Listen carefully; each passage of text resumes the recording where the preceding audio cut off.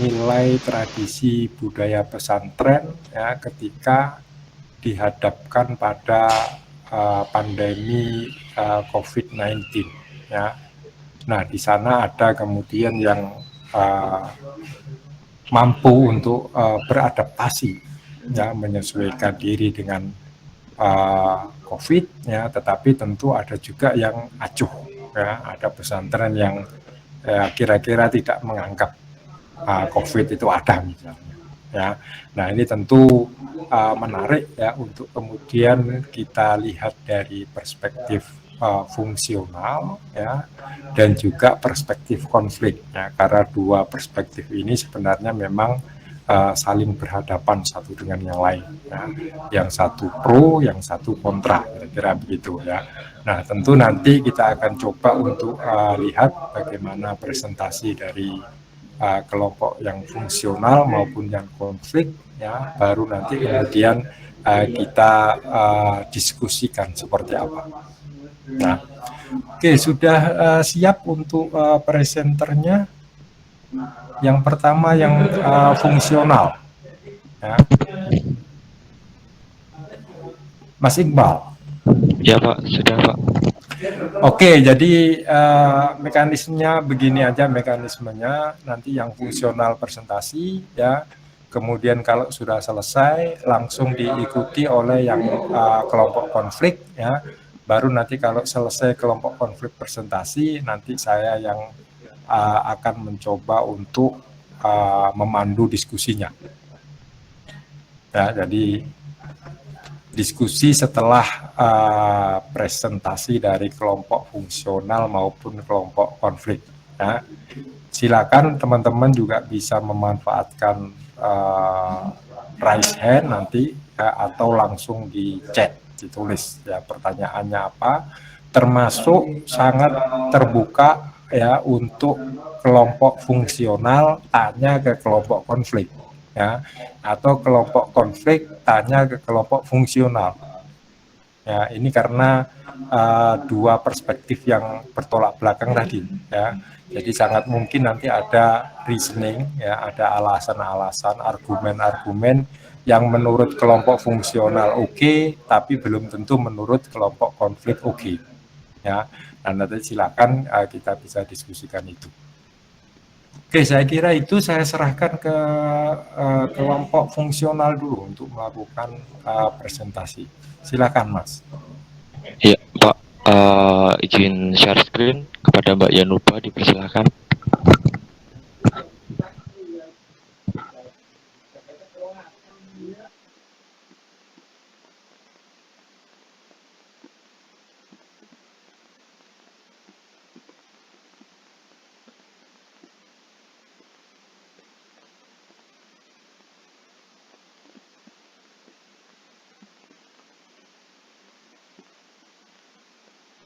Ya, sebelumnya terima kasih kepada Bapak Yainal yang telah memberikan waktu kepada kelompok kami.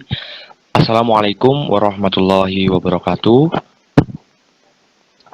Salam sejahtera bagi kita semua. Saya ucapkan selamat siang kepada Bapak Ahmad Yainal Arifin selaku dosen pengampu sosiologi pesantren, dan saya ucapkan selamat siang kepada kawan-kawan semua mahasiswa sosiologi.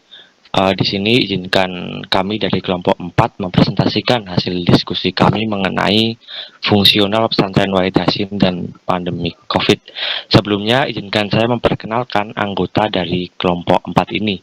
Yang pertama yaitu Puspo Grinaldo Bintang Samudra, yang kedua Mas Ahmad Yamjam Asidik, yang ketiga saya sendiri Mu Iqbal Pramudia, yang keempat Mbak Hafizah Januba, yang kelima Muhammad Reza Aulia Al-Mahdi, yang terakhir yaitu Mbak Azkia Hani Akila. Oke, langsung saja untuk mempersingkat waktu kepada yang bertugas yaitu Mbak Yanuba selaku yang presentasi pertama, saya persilahkan.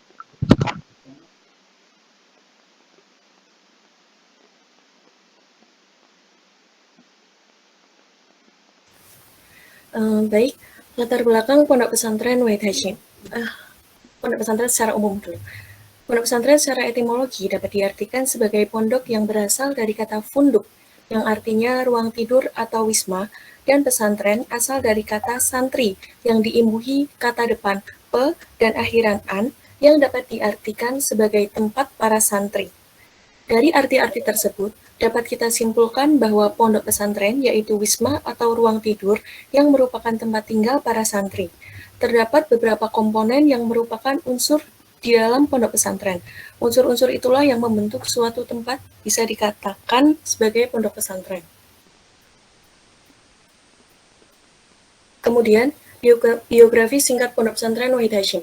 Wahid Hasyim adalah sebuah nama yang diberikan oleh pendiri Kiai Haji Abdul Hadi Asy-Syafi'i pada 11 Maret 1977 Masehi untuk sebuah pondok pesantren yang bertujuan mewujudkan santri yang mempunyai intelektualitas keagamaan yang luas dan juga berdedikasi tinggi dengan didasari akhlakul karimah. Kemudian pada 12 Oktober 1994 Masehi atau pada 7 Jumadil Ula 1415 Hijriah, Pondok Pesantren Wahid Hasyim resmi berbadan hukum dengan dibentuknya Yayasan Pondok Pesantren Wahid Hasyim. Selanjutnya akan dibacakan oleh Askia. Selanjutnya, struktur kepengurusan Yayasan Pondok Pesantren Wahid Hasyim Yogyakarta. Yang pertama yaitu pengasuh, yang diasuh oleh Dr. Andes Kiai Haji Jalal Suyuti SH, Ketua Umum Haji Muhammad Nur Wahid, Kepala TK Tahfidzul Quran Mutiqa Ummah SPDI, Kepala Madrasah Ibtidaiyah Aris Munandar MPDI, Kepala Madrasah Sanawiyah M4 Wahyudin MPDI, Kepala Madrasah Aliyah Agus Baya Umar MPDI, Kepala SMA Sains Al-Quran Mahfudi Sidik Muhayyad STMN, Kepala Madrasah Diniyah M Zulfikar SAG, Direktur Ma'had Ali Akif Fatah Abdi SESHI, dan Direktur Madrasah Hufat wa Tafsir Nyai Haja Umi Neli Halimah SAG. Selanjutnya, kurikulum unggulan Yayasan Pondok Pesantren Wahid Hasyim Yogyakarta, yaitu yang pertama, penanaman akhlakul karimah, kemudian program tahfidz Al-Quran, pengembangan kemampuan berbahasa Inggris, bahasa asing atau Arab Inggris. Yang terakhir yaitu pengembangan keterampilan penguasaan kitab At-Turat, yaitu kitab kuning. Kemudian infrastruktur yang ada di Pondok Pesantren Wahid Hasyim, yaitu yang pertama gedung, masjid, kemudian asrama, kantin, perpustakaan, gedung sekolah, dan lapangan. Selanjutnya akan diteruskan oleh teman saya, Reza. Fungsi pesantren sebagai religius. Hal itu diartikan bahwa sebuah pondok pesantren dijadikan sebagai wadah atau tempat siswa dan santri untuk mendalami ilmu agama, baik dalam fikih, akidah, akhlak, tauhid, adab, dan sebagainya. Karena di Wahid Hasyim merupakan pondok pesantren modern, maka pesantrennya tidak hanya mengajarkan santrinya slogan atau bandungan, namun sudah menerapkan kehidupan sehari-hari. Jadi santri di sini juga diajarkan bagaimana menerapkan pelajaran dari kitab yang sudah dipelajari ke kehidupan sehari-hari. Mereka bukan cuma paham, tapi mampu mengaplikasikan dalam kehidupan sehari-hari. Next.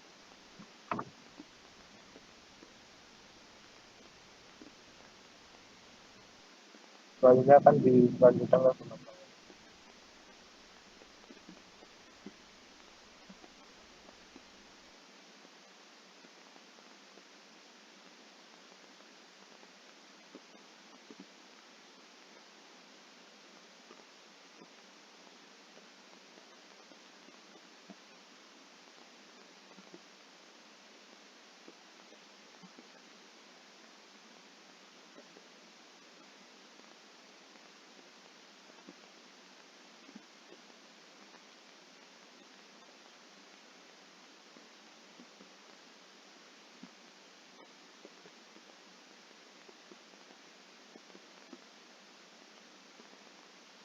Selanjutnya dipresentasikan oleh Puspo. Apakah Puspo sudah bergabung?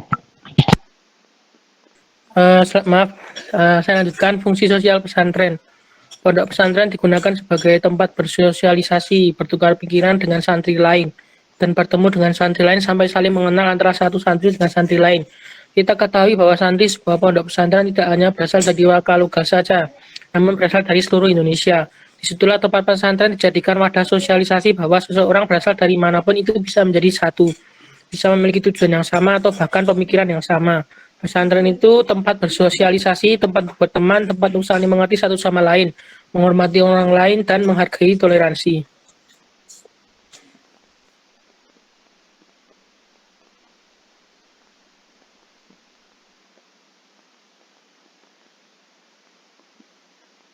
Pesantren sebagai edukasi, seperti yang kita ketahui, edukasi artinya pendidikan. Sudah pasti dalam sebuah ponpes terdapat aspek pendidikannya entah formal ataupun informal. Di Pondok Pesantren Wahid Hasyim ini bukan hanya tempat untuk mondok para santri tahasus, tapi ada juga santri yang sekolah. Jadi di Pondok Pesantren Wahid Hasyim, santrinya mendapatkan dua ilmu yang besar manfaatnya, yaitu iptek atau ilmu umum seperti matematika, fisika, biologi, dan juga ilmu agama. Dalam Pondok Pesantren Wahid Hasyim ini sudah terpenuhi dua bidang keilmuan. Selain itu, untuk pendidikan informal bisa kita simpulkan seperti pendidikan adab, akhlak, tata krama, sopan santun itu sangat tercermin kalau di pondok pesantren.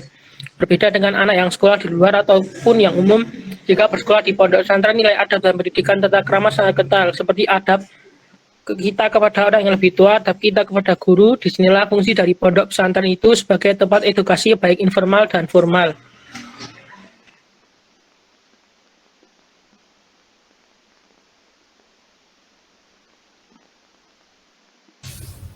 Baik, lanjut. Di sini akan menjelaskan tentang fungsionalisme dari Pondok Pesantren Wahid Hasyim dengan pandemi COVID-19. Yayasan Ponpes Wahid Hasyim telah melaksanakan protokol kesehatan dengan baik. Selama pandemi ini, dari pihak Pondok Pesantren Wahid Hasyim sangat melaksanakan protokol kesehatan dengan baik. Di sini, semua santri wajib menggunakan masker dimanapun berada di luar area kamar dan ketika akan pergi kemanapun. Kemudian ketika akan masuk ke pondok harus cuci tangan ataupun menggunakan hand sanitizer. Terdapat juga pengecekan suhu yang dilakukan ketika akan masuki area pondok. Jadi kesehatan para santri dan siswa di sini sangat diperhatikan oleh pihak pondok sendiri. Lalu juga pihak pondok pesantren juga mensuplai imun para siswa dan santri dengan diberikan vitamin. Bukan cuma dari protokol kesehatan, tapi juga dari segi imun didukung pihak pondok pesantren dengan memberikan vitamin dan makanan yang bergizi. Jadi pelaksanaannya sudah sangat baik sekali di era pandemi. Oke, selanjutnya mengenai respon atau tindakan santri, para pengurus maupun petinggi pondok dalam kebijakan pelaksanaan protokol kesehatan. Nah, di pondok ini untuk tindakan dari pengurus santri atau petinggi pondok dalam melaksanakan protokol kesehatan sudah mengupayakan semaksimal mungkin. Bagaimanapun juga kesehatan para santri sangat dinomorsatukan. Aktivitas santri sangat dibatasi ketika pandemi dalam artian harus memenuhi standar protokol kesehatan. Contohnya ketika salah satu santri dijenguk, maka orang tua yang akan bertemu anaknya harus menjalani tes ginos terlebih dahulu. Itu merupakan salah satu usaha dari pihak pondok untuk menjaga kesehatan dan keamanan para santri. Selain itu, dari pihak pondok juga memiliki tim sendiri yang menangani COVID-19 atau Satgas COVID-19. Selanjutnya, mungkin itu presentasi dari kelompok kami sesuai instruksi dari Pak Yainal. Bisa dilanjutkan dari kelompok konflik. Terima kasih. Assalamualaikum warahmatullahi wabarakatuh. Wabarakatuh. Oke, silakan untuk kelompok yang konflik.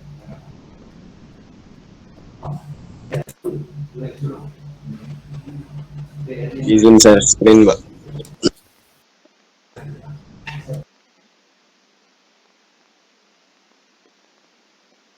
Silahkan Mbak Ita Askiati untuk share screen.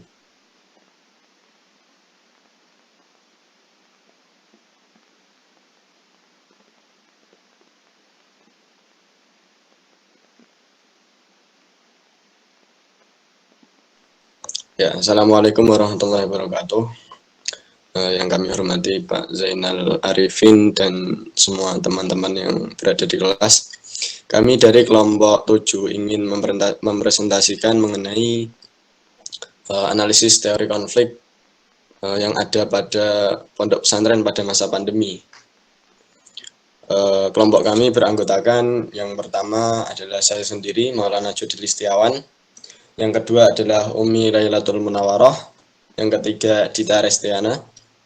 Yang keempat Ahmad Nurdiansyah. Yang kelima Ita Asgiati. Dan yang keenam adalah Muhammad Noval Dihyaul Haq.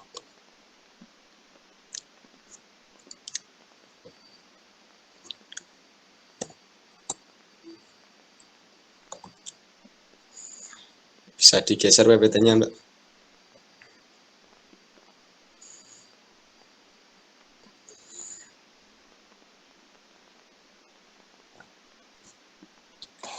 Oke, teman-teman bisa melihat PPT yang sudah di-share. Jika ada kendala nanti di share screen-nya. Yang pertama adalah sudah, Mbak.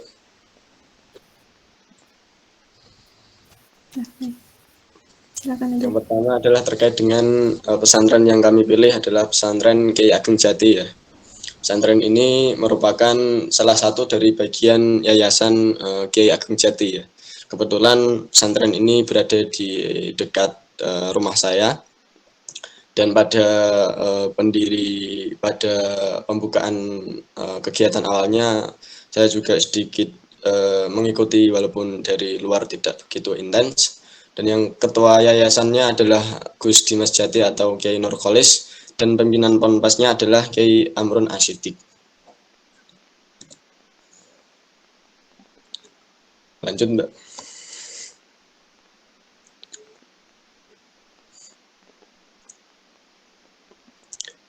Sebagai sebuah institusi yayasan, tentu pondok pesantren ini juga memiliki berbagai lembaga-lembaga yang lainnya ya, seperti padepokan, jamaiyah, program sedekah, pengobatan tradisional, dan lembaga bantuan hukum.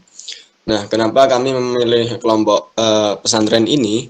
Karena saya lihat pesantren ini masih memiliki keunikan dan kekhasannya tersendiri yang tentu patut untuk kita gali lebih dalam. Keunikan pertama adalah pesantren ini justru masih mendapat stigma negatif dari masyarakat. Ya. Selama saya mengikuti kegiatan pesantren tersebut, banyak terjadi konflik antara masyarakat sekitar dengan pesantren ini. Pesantren ini letaknya itu ada di pinggir sawah, dan jika mau masuk harus melewati sedikit perkebunan begitu, dan di dalamnya ada simbol-simbol keagamaan dan kejawen yang menurut saya itu membuat masyarakat memiliki stigma negatif terhadap pesantren ini ya. Bisa dilihat dari gambar ini, ada pengobatan terapi ruqyah yang mungkin belum terlalu familiar pada masyarakat saya, sehingga menimbulkan konflik-konflik yang justru tidak mempersatukan antara masyarakat dan pondok pesantren seperti yang ada di daerah-daerah lain ya. Dan keunikan selanjutnya yang terkait dengan pesantren ini dan pandemi adalah santri-santri dari pesantren ini adalah bukan santri-santri yang seperti pada pondok pesantren umumnya. Jika biasanya pada pondok pesantren pada umumnya ini santri lulus sekolah, lulus SD atau SMP, berniat ingin mondok dan nyantri di pondok mana begitu. Berbeda dengan pondok pesantren ini, justru market atau sasaran santrinya adalah para anak-anak jalanan, para bekas-bekas preman, para anak-anak yang istilahnya broken home, dan mereka ini ingin memperdalam agama secara lebih dalam lagi, sehingga dalam perjalanannya pesantren ini belum begitu kental nuansa pesantrennya seperti pesantren-pesantren yang lain, sehingga kami mengambil tradisi cium tangan pada pesantren ini pada masa COVID ya. Karena kalau seperti minum bekas minuman kiai itu belum begitu familiar pada pesantren ini. Karena memang santri-santrinya ini belum begitu mengenal apa itu pesantren. Selanjutnya latar belakangnya akan disampaikan oleh Saudara Dian.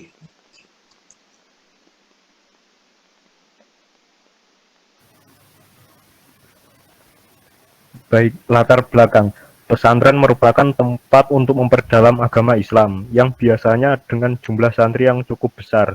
Berbagai macam kebiasaan santri, salah satunya mencium tangan kiai, harus dihilangkan pada masa pandemik. Namun, tidak semua pesantren melakukan hal tersebut dan justru menimbulkan konflik kontraproduktif dengan kebijakan pandemi.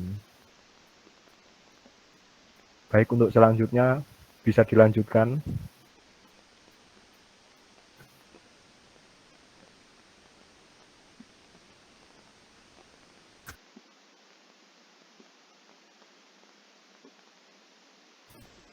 Selanjutnya, mengenai pesantren dan COVID. Pondok pesantren merupakan salah satu lembaga pendidikan yang mampu membentuk karakter seseorang bukan hanya dari tingkat intelektualnya saja, akan tetapi juga dari sisi emosionalnya dan juga spiritual, sehingga terwujudlah akhlak yang mulia pada diri seseorang. Awalnya, pendidikan di pesantren dilakukan dengan cara tatap muka. Seluruh kegiatan ini dilakukan tanpa adanya batasan. Karena adanya pandemi, seluruh kegiatan ini kemudian ada batasan-batasan karena pemerintah mengeluarkan berbagai peraturan seperti jaga jarak, social distancing, larangan bersentuhan, dan lain sebagainya untuk menghindari penyebaran virus corona dan mencegah adanya klaster baru di pesantren.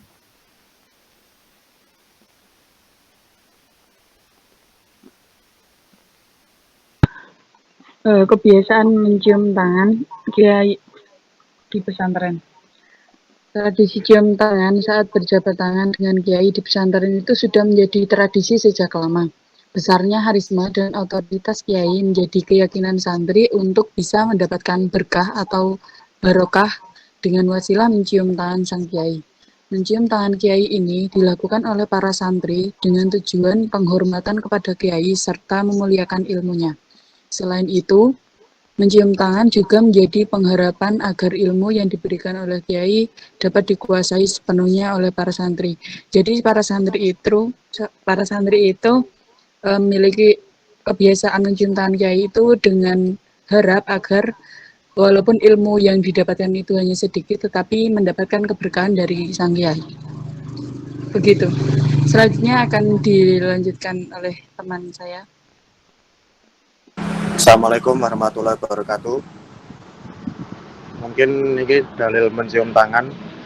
Yang pertama, Ibnu Hajar al-Asqalani. Beliau adalah ulama ahli hadis bermadzhab Syafi'i. Ibnu Hajar telah menyetir pendapat Imam Nawawi sebagai berikut. Qolal Imam Nawawi, taqbilu yadir rajuli li zuhdihi wa salahihi wa ilmihi au sirafihi au nahwi dzalik minal umuri kai niyati la yuqarrahu bil yustahab.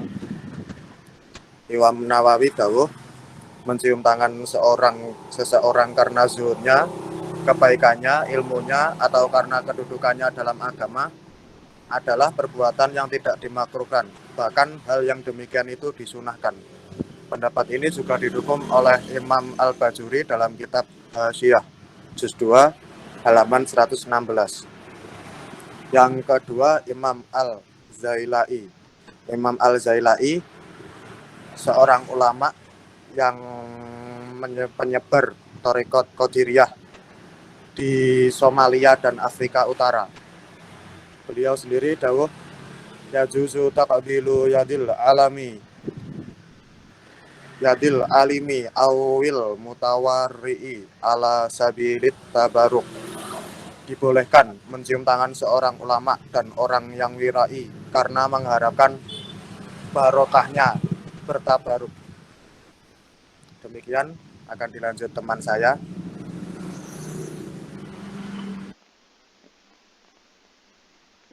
Terima kasih sebelumnya. Konflik, Mbak.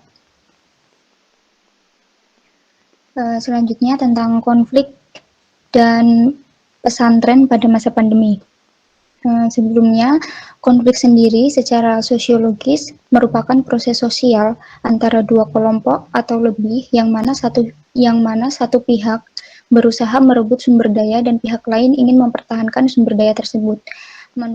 Menurut Thomas dan Kliman, konflik merupakan suatu kondisi yang terjadi akibat ketidakcocokan antara nilai atau tujuan yang ingin dicapai. Dan menurut Lenin, konflik sosial terjadi karena dalam suatu masyarakat, tujuan hidup kelas proletariat dan kapitalis saling bertentangan satu sama lain, dan pertentangan tersebut timbul dari perbedaan-perbedaan dalam keadaan dan cara hidup dua kelas. Dari sini, konflik terjadi saat pemerintah mengeluarkan beberapa aturan tentang protokol kesehatan untuk mencegah penyebaran COVID-19 dan mencegah klaster penyebaran di pesantren, salah satunya bersalaman dan mencium tangan kiai. Namun, dari sini masih banyak pesantren yang berpandangan bahwa keagamaan kebudayaan tidak sejalan dengan realitas masa kini karena tidak mengindahkan sudut pandang ilmiah dan rasionalitas. Hal itu terjadi karena pesantren sendiri memiliki pemahaman dan praktiknya berpegang teguh pada kitab suci atau tradisi yang dianggap sebagai sumber yang paling benar. Selain itu, pesantren juga beranggapan bahwa jika menjalankan protokol kesehatan dapat mengancam eksistensi dan keberlangsungan agama serta ritualitasnya, dan warga pesantren ingin tetap mempertahankan tradisi tersebut yang sudah dilakukan sejak lama dan tidak ingin kehilangan keberkahannya dengan tidak mencium tangan kiai. Selanjutnya,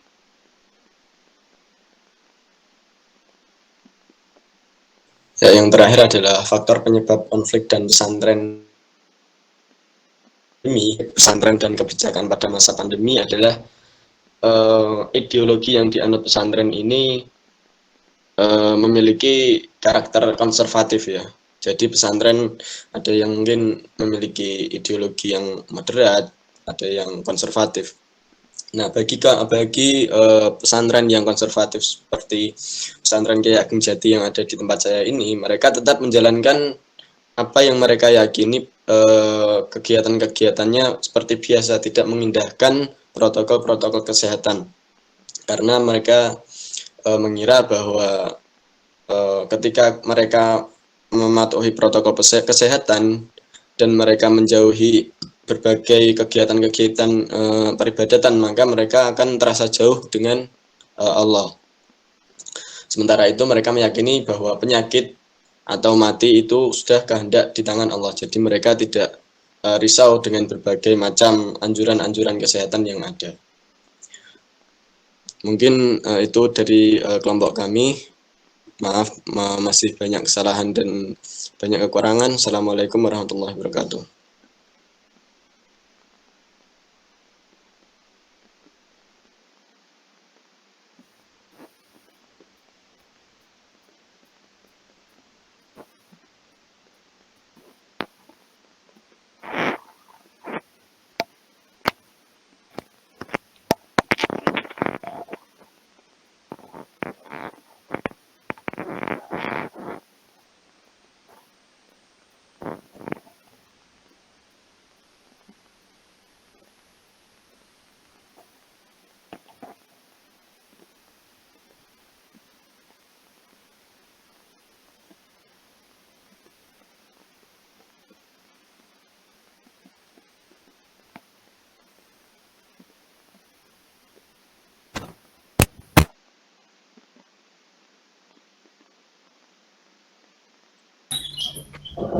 Oke, cek suara masuk ya.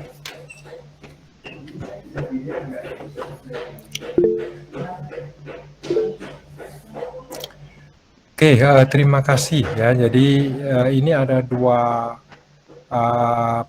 perspektif fungsional dan konflik melihat fenomena COVID dan pesantren ya.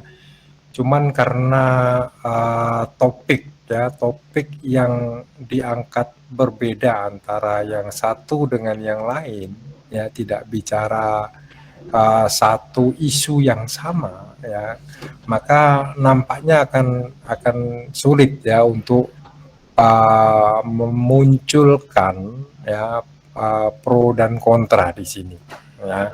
Jadi tadi kelompok yang pertama setidaknya menggambarkan proses adaptasi ya, bagaimana pesantren Wahid Hasim sudah dianggap mampu untuk melaksanakan kebijakan pemerintah ya terkait dengan protokol kesehatan. Ya. Sementara di kelompok yang kedua ya fokus bagaimana melihat tradisi cium tangan ya yang kira-kira terancam ya dengan keberadaan kebijakan ya terkait dengan protokol kesehatan. Ya. Ini saya kira pemilihan topiknya sudah tepat ya, artinya ini ada pertentangan ya antara kepentingan pemerintah di satu sisi ya yang menginginkan tentu tidak ada klaster atau penyebaran dari COVID sendiri, tetapi di sisi yang lain memunculkan semacam pertentangan nilai, ya kan? Karena cium tangan tadi dianggap sebagai satu bentuk ya untuk mendapatkan keberkahan, maka ketika tidak boleh cium tangan ya berkah ini bisa didapat atau enggak. Nah sebenarnya itu yang kemudian perlu untuk digali ya secara lebih mendalam. Nah, ketika kemudian tidak boleh cium tangan kiai ya, terus apa yang harus dilakukan oleh santri? Nah, makanya kemudian ada yang pesantren yang menolak dalam artian mereka lebih mengutamakan keberkahan. Nah, artinya kan lebih melihat keberkahan itu lebih penting ya dibandingkan kesehatan, kira-kira begitu. Ya, sementara yang lain ya sebaliknya. Nah, ini saya kira bisa memunculkan ya pro dan kontra ya terkait dengan yang penting yang mana, kira-kira kan pilihan prioritas saja kan sebenarnya ya, apakah harus kesehatan lebih penting ya atau di satu sisi yang lain keberkahan lebih penting ya, atau bahkan bisa pokoknya berkah dulu, nanti kalau dapat berkah kan berarti sehat juga ya, dan seterusnya. Ini kan nanti ada beberapa argumen ya yang bisa dibangun ya untuk kita kemudian milih posisi yang mana. Nah dalam konteks ini maka kelompok yang fungsional ya tentu harusnya menempatkan kesehatan di atas segala-galanya.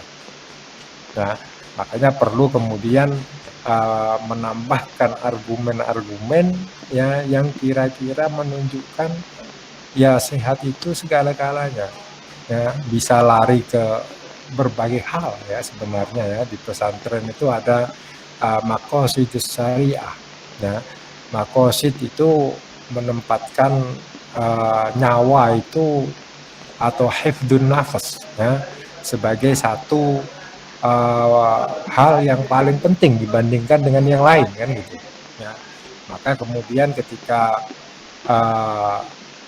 membangun sebuah argumen ya, maka hal semacam ini perlu dijadikan sebagai dasar ya, bahwa masyarakat punya kaidah usul ya yang menyatakan misalnya ibadah saja bisa diubah ya kalau memang ada ancaman dan seterusnya ya.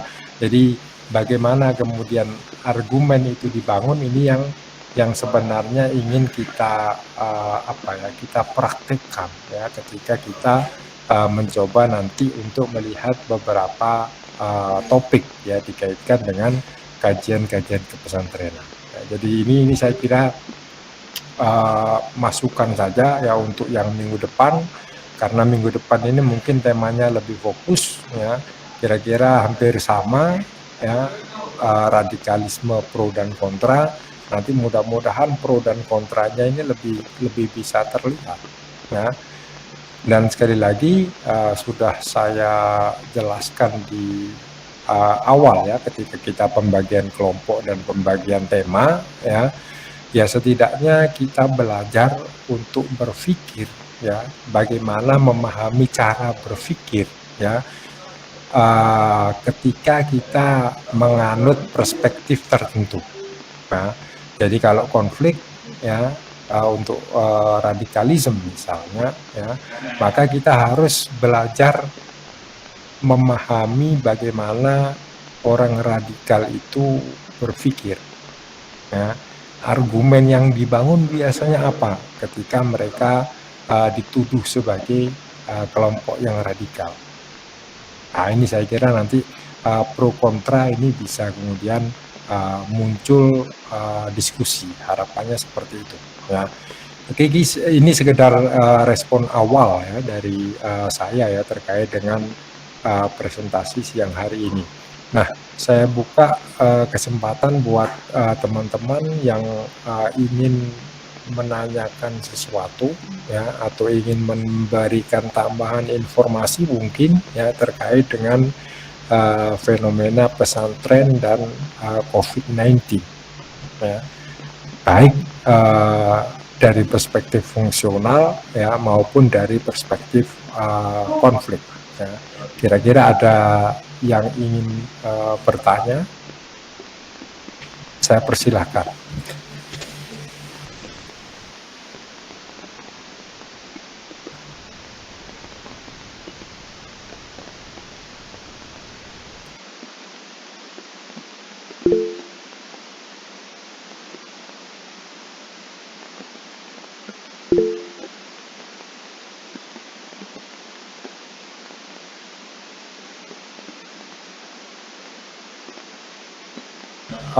Mas Rahmat Randiko, silakan. Assalamualaikum warahmatullahi wabarakatuh. Waalaikumsalam warahmatullahi. Ya, pertama terima kasih kepada Bapak Pengurus dan Bapak Zainal. Saya bertanya malahan karena yang dijelasin tadi Pak terkait maqasid syariah. Yang di sana, yang di awal itu adalah menjaga diri. Yang pertama itu yang itu kan adalah menjaga diri. Dan di konsep qawaid fikih pun, kalau berapa yang kita lihat, yang sedikit saya lihat itu bahwa lebih baik kita mengambil mudarat yang kecil daripada mudarat yang besar. Kira-kira gitu qawaidnya. Tapi kenapa ini pondok-pondok pesantren yang notabene belajar usul fikih, qawaid fikih, itu nggak mempedulikan itu, nggak merespon hal-hal kayak gitu dengan keilmuan mereka. Itu kan sebenarnya hal yang agak, menurut saya agak kok nggak digunain, agak ambigu juga. Kok ketika hal-hal kayak gini nggak ada agamanya di sana itu. Apa yang menjadi latar belakang sebuah pondok itu nggak menggunakan konsep-konsep usul fikih, apalagi pondok-pondok yang dikenal dengan pondok-pondok tradisional, bukan pondok tahfiz yang belajar Al-Quran, tapi pondok-pondok tradisional yang mereka memang khusus belajar fikih, qawaid fikih, mantik dan segala macamnya itu. Mungkin itu. Oke, Mas Rahmat. Oke, ini malah bertanya ke saya ya, karena saya yang melontarkan tadi ya terkait dengan qawaid ya. Oke, nanti silakan buat teman-teman yang presentasi tadi kalau memang ingin menambahkan, karena saya lihat tadi yang fungsional juga sebenarnya mengemukakan beberapa dalil ya, ada dalil dari hadis dari yang diambil dari Ibnu Hajar Al-Asqalani dan seterusnya ya. Sedikit ya terkait dengan ilmu qawaid ya. Jadi saya kira bukan pada masalah ilmunya ya, kalau aturan keilmuannya ya seperti yang saya sampaikan tadi, hifdzun nafs itu memang menjadi menjadi dasar ya. Yang jadi masalah ini kan yakin COVID itu ada atau enggak. Itu saja ya. Selama kemudian kelompok pesantren tertentu meyakini bahwa COVID itu ada dan memang berbahaya, mereka pasti akan mengikuti aturan pemerintah, protokol. Ya. Tapi sepanjang COVID itu dianggap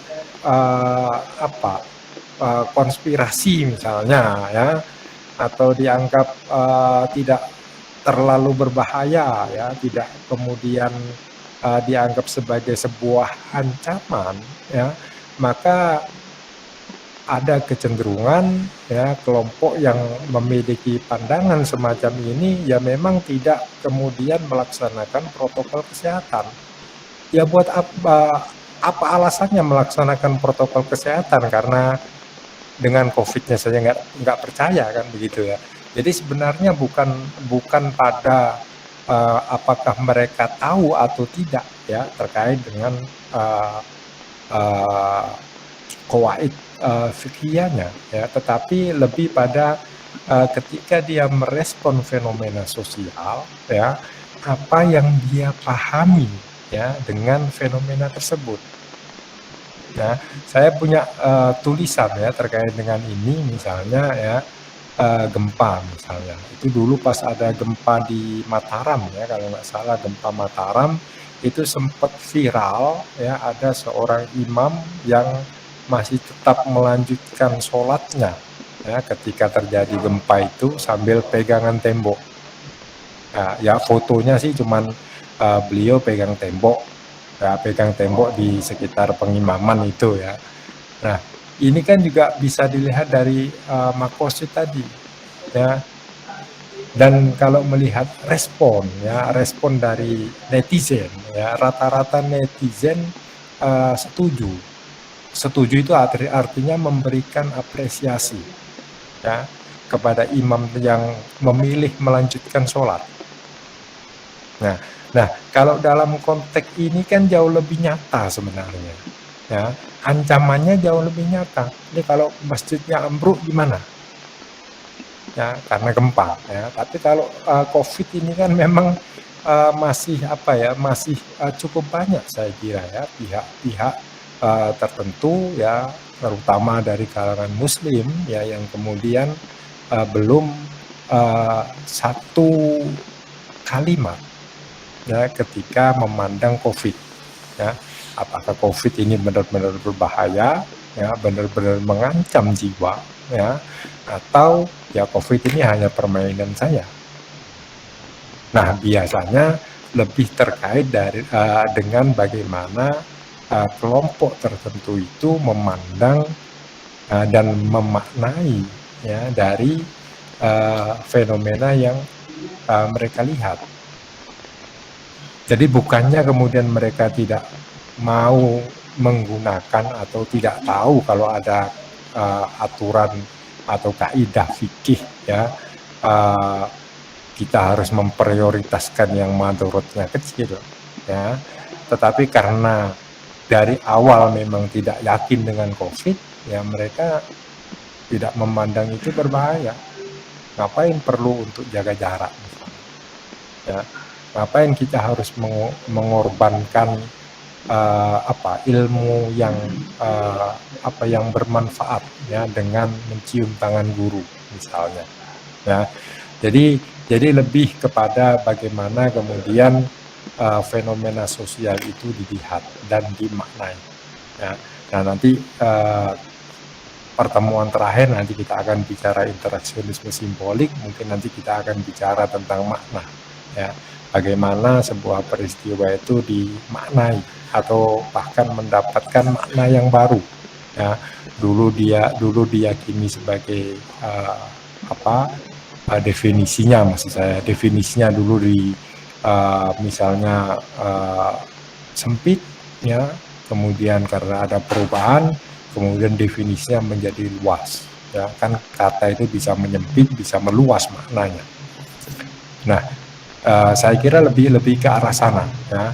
Nah, tentu tahu tidaknya ya masyarakat ya terkait dengan qawaidul fiqhiyah ini yang kemudian menjadi PR teman-teman juga sebenarnya, ya. Sosiolog UIN paling nggak harus tahu, sehingga ketika berhadapan ya dengan sesuatu yang nyata bahayanya, ya, yang diyakini semua nyata bahayanya, tidak ada doubt atau tidak ada keraguan ya terkait dengan keberadaan bahaya itu, ya, maka kita bisa cek ya seberapa jauh kemudian masyarakat yang bisa memprioritaskan mana yang paling penting. Ya itu tadi ya, kayak contoh gempa tadi ya. Ya ini saya kira lebih lebih real ya, dan tidak ada orang kemudian beranggapan oh ini gempanya settingan misalnya, kan tidak mungkin ya. Jadi saya kira untuk kasus-kasus tertentu ya kita bisa gunakan ya penilaian apakah seseorang paham dengan maqasid syariah ya. Tetapi dalam konteks yang lain mungkin kita tidak bisa begitu saja menilai bahwa maqasid syariah itu tidak dipahami atau tidak mau diimplementasikan ya. Itu mungkin sedikit ya Mas Rahmat terkait dengan mengapa pondok-pondok ya yang masih ada yang tidak mengakui ya atau tidak mau melaksanakan protokol kesehatan. Ya bisa jadi karena tidak yakin dengan penyakit itu kan semua dari Allah. Kalau kita berserah kepada Allah, masa iya tidak selamat, kira-kira kan begitu. Kan banyak sekali nanti keyakinan, nilai-nilai yang kemudian dijadikan dasar ya oleh kiai atau oleh pesantren untuk mengambil kebijakan tertentu yang bisa saja berbeda dengan kebijakan yang berlaku secara umum di masyarakat. Ya. Oke, kira-kira ada yang lain yang ingin menambahkan atau ada pertanyaan yang lain? Oh, Pak, dikit lagi, Pak. Silakan, Pak. Kalau kita bilang itu sebuah, misalnya pesantren itu bilang konspirasi segala macam, kan juga udah dijelasin sebenarnya nggak mungkin. Saya lupa di belakang itu nggak mungkin semua orang bersepakat berbohong. Nah itu loh, Pak. Seingat saya ada kata-katanya itu nggak mungkin semua orang sepakat berbohong. Dan kalau nggak salah hadis juga bilang kalau nggak diserahin ke ahlinya itu maka siap-siaplah kehancuran. Nah, itu yang menjadi tanda-tanya apakah ini memang nggak ya Bapak bilang tadi nggak diimplementasikan tadi, bukan nggak diimplementasikan, tapi ya saya melihat pribadi itu nggak diimplementasikan lagi kawannya di sana. Nggak mungkin orang bersepakat berbohong dengan mereka bukan ahli tentang medis, ini mereka bisa berfatwa. Itu yang bikin saya agak bingung dengan pondok-pondok pesantren. Itu yang saya lihat pribadi ikut pondok-pondok pesantren tradisional itu, Pak. Ya saya pun juga pernah mondok di tradisional. Ya termasuk pondok-pondok itu ya agak nakal lah kalau saya boleh bilang. Ya, ini memang agak sulit, Mas, kalau mau menjelaskan ya secara fakta sosial ya, karena epistemologinya beda ya. Buat kita secara akademik ya sesuatu itu dianggap real ya, sesuatu dianggap sebuah kebenaran ya ketika kemudian ada penjelasan yang logis dan ada berbentuk eksperimen ya, jelas bisa diamati dan seterusnya ya. Tetapi di dunia pesantren tradisional kan banyak juga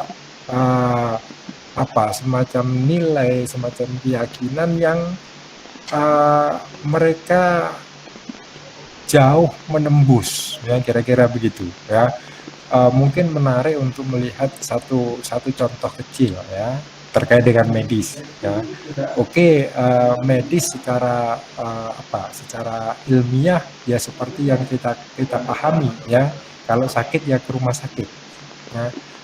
Tapi bagi orang tradisional sakit pergi ke tempat kiai kan juga banyak dan sembuh juga.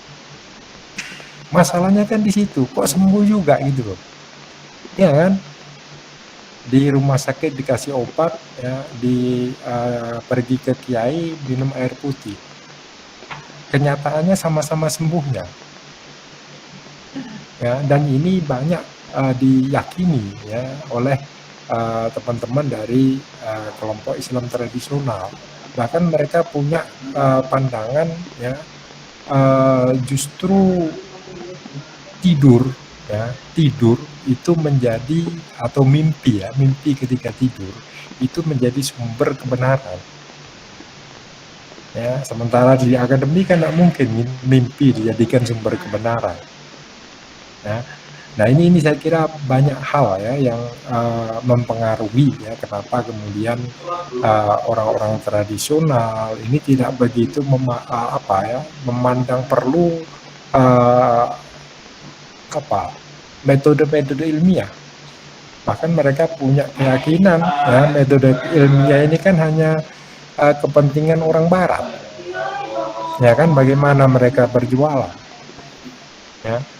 Kan seperti contoh yang paling populer di dunia tradisional misalnya kisah Nabi Musa ya. Ketika Nabi Musa sakit perut ya, kemudian Allah menyuruh Nabi Musa mengambil daun tertentu ya, kemudian Nabi Musa memakan ya, maka sembuh ya. Besoknya ketika Nabi Musa sakit perut lagi ya, dia kemudian pergi ke pohon yang sama ya, kemudian memakan daunnya, tapi ternyata tidak sembuh ya, tetap sakit perut ya. Maka beliau wadul itu apa? Ya, berkeluh kesah ya kepada Tuhan ya. Loh, kata Tuhan, yang menyembuhkan kan saya, bukan daun itu. Nah ini juga cerita-cerita semacam ini ya juga kemudian menempatkan ya bagaimana kemudian metode ilmiah ya itu tidak berlaku 100% untuk dunia atau kelompok tradisional ya. Jadi sama ya, keyakinan mereka terhadap COVID ya itu sebagian ya buat dunia medis tidak masuk akal. Ya kan banyak hadis-hadis yang yang menceritakan ada ulama yang bertemu dengan dan bicara dengan ketua rombongan virusnya misalnya, itu kan yang sulit dipahami oleh logika modern ya. Sementara oleh logika tradisional itu diterima sebagai sebuah kebenaran. Nah, jadi memang ada dua jalur yang memang berbeda ya. Dan kita tidak bisa paksakan, dan kita tidak bisa kemudian melihat ya secara sosiologis. Kalau kita mau netral ya kita nggak bisa menilai orang yang menolak medis ya itu sebagai orang yang yang terbelakang atau bagaimana gitu ya, karena mereka punya jalan pikirannya sendiri. Ya, mereka punya metode sendiri untuk mengatasi sakit yang mereka hadapi. Ya, karena bagi mereka kan yang menyembuhkan Allah. Ya. Medis itu hanya lantaran. Ya. Obat-obat tradisional juga lantaran. Ya. Nah ini yang saya kira mengapa kemudian meskipun secara medis ya orang tidak mungkin membantah. Ya. Tapi yang Anda katakan orang tidak membantah itu kan orang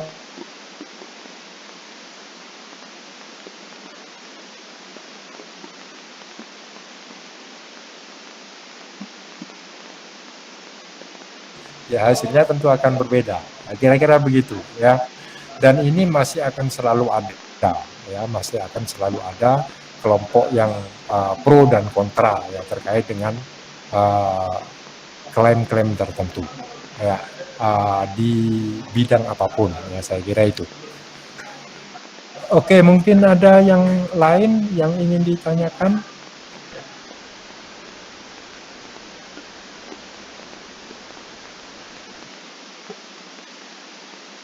Makasih Pak.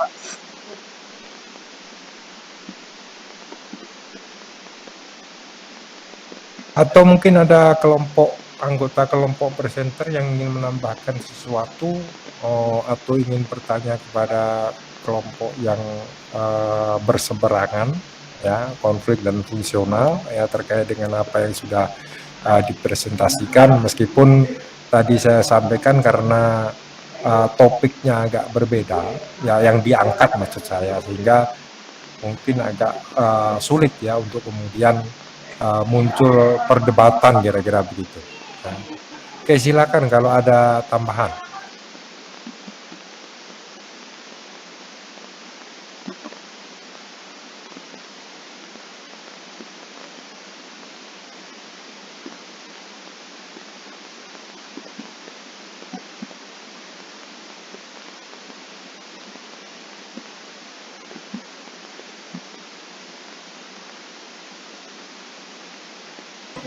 Oke, tidak ada ya. Oke, kalau tidak ada, saya ucapkan terima kasih ya kepada presenter ya, dua kelompok yang sudah presentasi siang hari ini. Saya harapkan untuk minggu depan coba mungkin dua kelompok yang maju ya, kira-kira bersepakat untuk fokus ke satu topik yang sama ya, sehingga nanti yang dimunculkan itu benar-benar ada debatnya. Kita berlatih untuk membangun argumen dari dua posisi yang saling berhadapan. Ya, harapannya seperti itu. Ya. Jadi untuk minggu depan kita harapkan dan saya yakin mungkin temanya sudah sesuai untuk perdebatan, saya kira. Ya.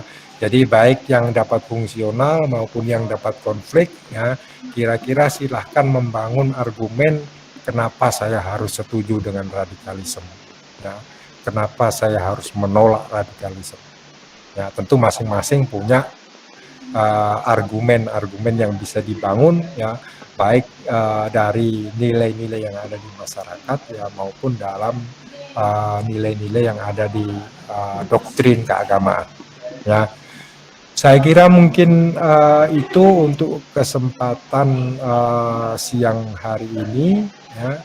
Insya Allah nanti saya berharap teman-teman bisa membuat kesepakatan di grup ya, minggu depan mau luring atau kita tetap selesaikan semester ini dengan daring ya. Saya kira itu, sekali lagi saya ucapkan terima kasih ya untuk presensi. Nanti saya sudah screenshot ya, dan mungkin nanti saya lakukan secara manual saja. Oke, terima kasih. Saya ucapkan mohon maaf kalau ada gangguan suara ya, karena kebetulan di kantor ya, tidak di ruang kelas ya. Oke, itu saja yang bisa saya sampaikan. Saya akhiri. Assalamualaikum warahmatullahi wabarakatuh. Waalaikumsalam. Terima kasih. Waalaikumsalam warahmatullahi wabarakatuh.